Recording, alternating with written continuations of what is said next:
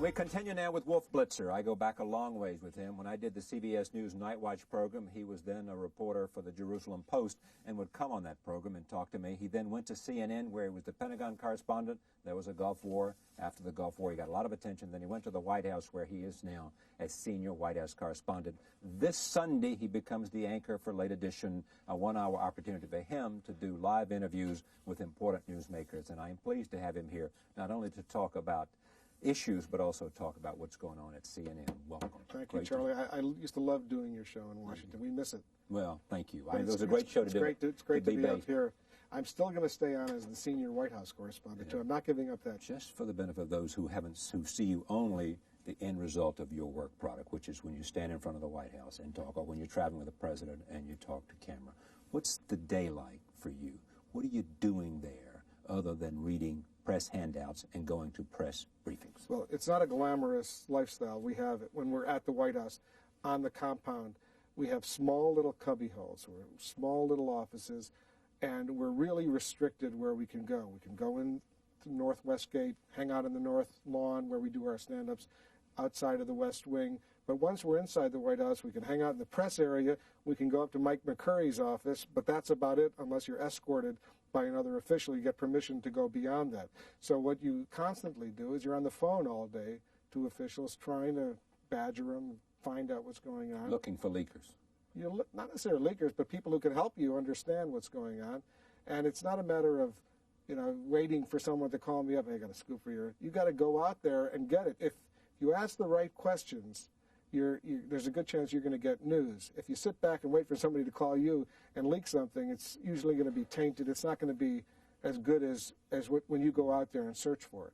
And for those who say, those guys that talk to you, the president's advisors, they're looking after his interests and they're spinning a story. You say? Of course they are. They're trying to put their own perspective on it. But they give you something. They give you something, but then you have to check it with other sources to make sure that the stuff, if it's sensitive, is right. And what you're doing, you're cultivating. When you're a White House reporter, you're not only talking to officials at the White House, you're talking to officials elsewhere in the executive branch, the State Department, the Defense Department, the CIA, but you're also talking to people in the legislative branch, Congress, Democrats and Republicans, and out there in the non-government community. There are a lot of experts in the think tanks in Washington who know a lot of stuff that's going on. So you're constantly checking and rechecking to make sure that the information you're getting is accurate. It's a difficult process. We don't always get it right. Sometimes we screw up, but you try over the years to do it as best as you can. Tell me how the White House views this deposition the president is going to give, in which he's going to go to Bob Bennett, his lawyer's office, and Paula Jones is going to be there. They dread it, and they're sick that it's come to this point. They were always hoping that it would never get to the process where the president would have to be asked these very embarrassing questions. And I think there's a sense among a lot of people behind the scenes of how did this happen? Why couldn't this have gone away by now? Why couldn't there have been some sort of settlement that would have precluded the very embarrassing prospect of the president having to answer these kinds of questions? They're frustrated. They're angry. They rationalize all of that, and they point out that Clinton's popularity ratings are at 60%, or almost 60%, which is pretty high for a second-term president at this point, and that this recent CNN USA Today Gallup poll said he's the most admired person in the world as far as Americans are concerned. But they know this is a pretty embarrassing moment. Do they finally come to the conclusion, we're not going to settle, we're not going to acknowledge anything because we think we can win and we'd like to have the judgment of a court that the president was not guilty, so we'll risk whatever embarrassment there is to have some judge make a decision? Well, they were hoping a judge would have thrown this out a long time ago, and the judge obviously didn't. Originally, Bob Bennett, tried to get this thing delayed and delayed until after the president was reelected. He did that. And the judge is a former law student of the president's, right? Right, and so, it's just an awkward situation, a politically embarrassing situation. But they're going to go. They obviously have no choice at this point but to go ahead. What happens if they ask him about other rumors? If they do, Bennett could say, I object, that's not relevant, and they would have to go to the judge and see if the judge decides it is relevant. And that could be embarrassing. Oh, yeah. The president's mood today, he's riding high in the polls. He's getting ready to make a State of the Union address.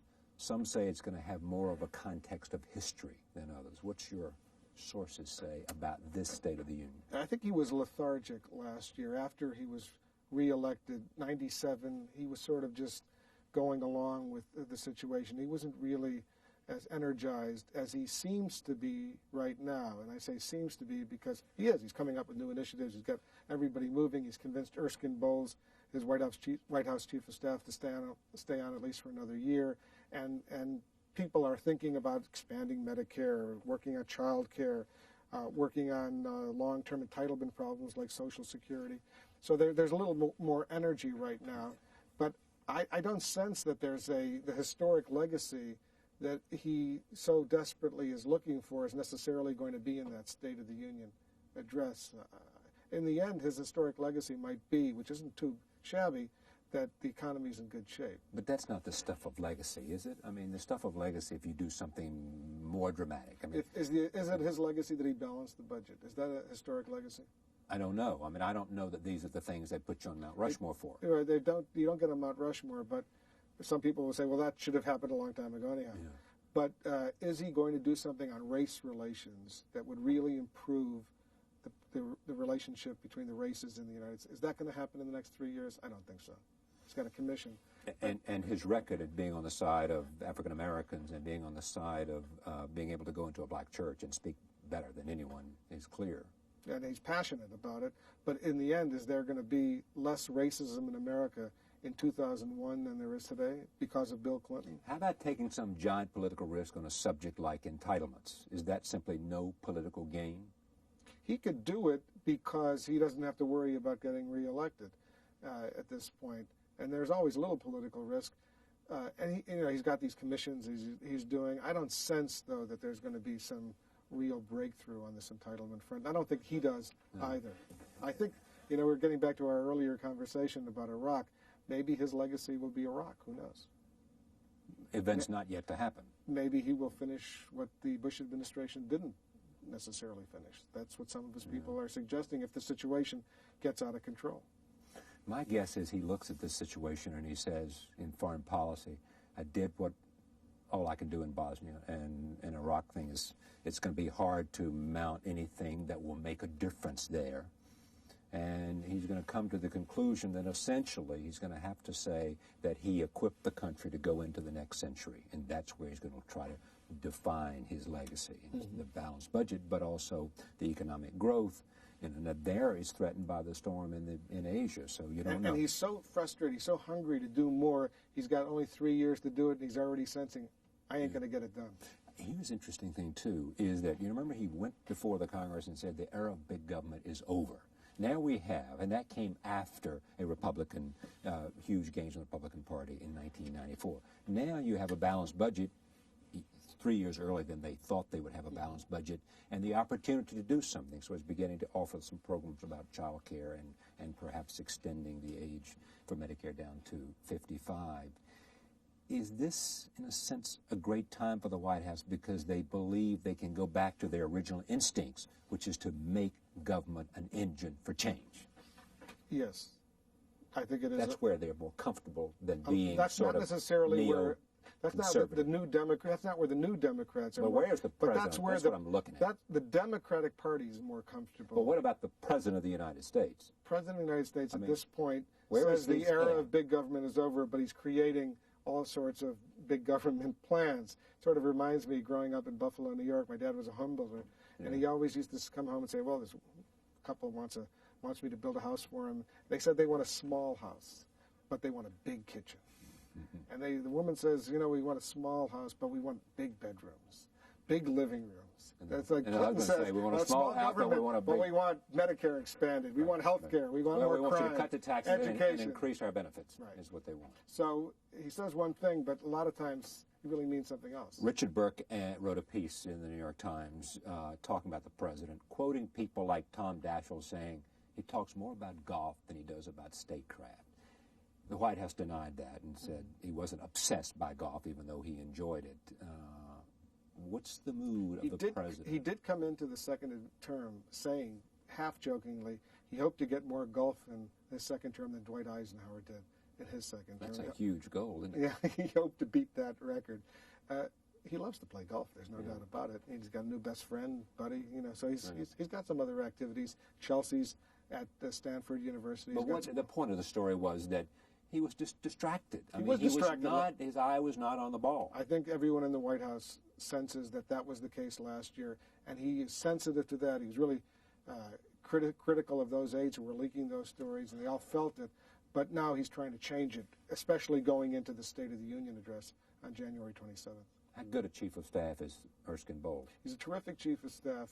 Everybody in the White House knows he's tough, he's disciplined. He brings to that White House what was missing, at least early on in the first administration. Leon Panetta was a good chief of staff, too. What Erskine Bowles doesn't bring is the kind of media-savvy public relations profile that Leon Panetta, he would have been doing your show. But isn't it more a question of, well, I've seen him on Meet the Press. He doesn't like doing it, and you don't see him very often. Okay. He's a North Carolinian, too. Yeah. The other thing is, how does he, because of his business background, how does he get along with the Democratic Party in Congress? He is a much more fiscally conservative Democrat. And is he therefore dealing more with Republicans than he is with Democrats? The Republicans like him a lot. And as far as the balanced budget deal last year, Erskine Bowles, Frank Raines, the director of the Office of Management and Budget, the budget director, they worked very well with Trent Lott and Newt Gingrich, and they like him. They like him a lot. And it's funny because the Gephardts and some of the more liberal Democrats, David Bonnier and others, they got a little bit less of a great relationship with Erskine Bowles than some of the Republicans. Some quote from somebody who said, "I'm on the National Democrat side of the Democratic Party," suggesting the other side was a neo-Republican side. And his North Carolina roots even create a situation where he gets along well with Jesse Helms. Yeah. Well, his father was a very progressive Democrat who ran a race for governor and lost. In fact, he just went back to a 25th reunion down there. I was surprised that the president convinced him to stay on. How did he do it? I think they just worked and worked and worked on him. Yeah. You know, it's very hard when the president of the United States, any president, says to you, the country needs you, we need you, this is a historic opportunity. You're taking a big pay cut from what you'd normally be earning. It's hard on your family life, your private life. You could be working a lot less. But this is a real moment to do public service. It's really hard to say no to the president when he puts that guilt trip on you. Just give me one interesting story. What's the best possibility of, give me a sense of something that might happen that we ought to watch at the White House over the next 6 months? The next 6 months are going to be really difficult because of this Paula Jones.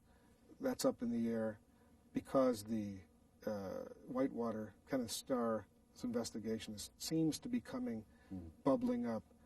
The Iraqi thing may come to a head. The Iraqi thing is a huge problem right now. I mean, there are other problems in the world too, but the Iraqi problem is right now is a major problem. I think, getting back to this issue of historic legacies, if the president can open up a dialogue with Iran, and something we should be looking at too, Cuba, especially in the aftermath of the Pope's visit to Cuba, I know that President Clinton is anxious to see if there's something that he can leave as a legacy as far as Cuba's concerned. If Nixon can go to China, he can go to Cuba, kind of. Well, he doesn't have to worry about getting reelected. Remember, that's a significant factor. I want to tell this story because it's a great story. You are a reporter and you're covering Anwar Sadat. And in a kind of offhanded manner, you said what to him? It was at Blair House, and he was visiting Jimmy Carter in 1977, it was March of 77, April of 77. First visit with Jimmy Carter, a little news conference, and I said to Anwar Sadat, why not establish some sort of human contact? Thinking ping pong, but not using ping pong. And he didn't think it was a good idea, but a few months later, in November of 77, you remember, he announced he was going to go to Jerusalem, and addressed the people of Israel at the Knesset, the parliament, and he was asked, why are you going? And he referred back to my questions. It got me some publicity at the time. Wolf Blitzer, senior correspondent, CNN at the White House, also coming this Sunday, the new anchor of Late Edition on CNN on Sunday. What time, 12? Noon Eastern. Noon Eastern time. We'll be right back. Stay with us. Rick Smith is here. He has a new documentary about the economics of this country on PBS, and we'll talk about that. Stay with us.